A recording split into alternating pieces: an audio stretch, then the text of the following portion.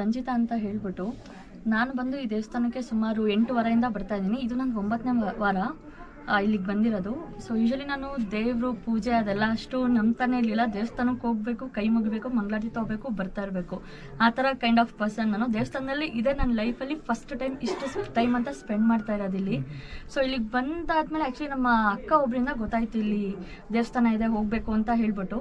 So ಇಲ್ಲಿಗೆ ಬಂದಾದ್ಮೇಲೆ full shock ಆಯಿತು. ನೋಡಿದ್ರೆ ಎಲ್ಲಿ ನೋಡಿದ್ರು ಅಷ್ಟು ಜನ ಬಂದು ಕಾಯಿ ತಗೊಳ್ಳೋದು, ಕಟ್ಟೋದು.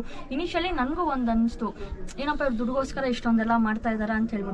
ಬಟ್ ನಾನು ಬಂದು ಹೋಗಿದ್ದು ಮೊದಲನೇ ವಾರದಲ್ಲೇ ನಾನು ಏನು ಅನ್ಕೊಂಡಿದ್ನೋ ಅದೊಂದು ಕಾರ್ಯರೂಪಕ್ಕೆ ಬಂತು. ಅದು ಇದುವರೆಗೂ ನನ್ನ ಮನಸ್ಸಲ್ಲೇ ಇದೆ, ಇನ್ನು ಫುಲ್ ಆಗಿಲ್ಲ ಅದು. ಬಟ್ ನಾನು ಏನು ಅನ್ಕೊಳ್ತೇನೆ ಅದು ಒಂದು ಸ್ಟೆಪ್ ಮುಂದೆ ತಗೊಳ್ತು. ಇಷ್ಟು ವರ್ಷಗಳು ಬೇಕಾಗಿತ್ತು ನಾನು ಅದು ಏನು ಅನ್ಕೊಂಡಿದ್ನೋ ಅದು ಒಂದು ಹೆಜ್ಜೆ ಮುಂದೆ ಬರೋದಕ್ಕೆ. ಬಟ್ ಇಲ್ಲಿ ಬಂದು ಹೋಗಿದ್ದು ಮೊದಲನೇ ವಾರದಲ್ಲೇ ನಾನು ಏನು ಅನ್ಕೊಂಡಿದ್ನೋ ಅದು ನನಗೆ ಕಾರ್ಯ ಸಿದ್ಧಿ ರೂಪದಲ್ಲಿ ಫಸ್ಟ್ ಸ್ಟೆಪ್ ತಗೊಳ್ತು. ಇವಾಗಲೂ ರಾಯರನ್ನ ನಂಬ್ತೀನಿ. ಏನಕ್ಕೆ ಅಂತಂದರೆ ಇದು ಒಂದೇ ರೀಸನ್ನು, ನಾನು ಎಲ್ಲೂ ದೇವಸ್ಥಾನಕ್ಕೆ ಹೋದವಳಲ್ಲ, ಸುತ್ತಾಡ್ದವಳಲ್ಲ, ಇನ್ನು ಹೋದ ಬಂದವ ಅನ್ನೋ ಥರ ಇದ್ದವಳು. ಇವತ್ತು ರಾಯರಿಗೆ ಇಷ್ಟು ಶರಣ ಅಂತಂದರೆ ಅವರು ನನಗೆ ಪ್ರಸಾದ ರೂಪದಲ್ಲಿ ಕೊಟ್ಟಿರೋ ವರನೇ ಇವತ್ತು ನನಗೆ ಇಲ್ಲಿವರೆಗೂ ಕರ್ಕೊಂಬಂದು ನಿಲ್ಲಿಸಿದೆ.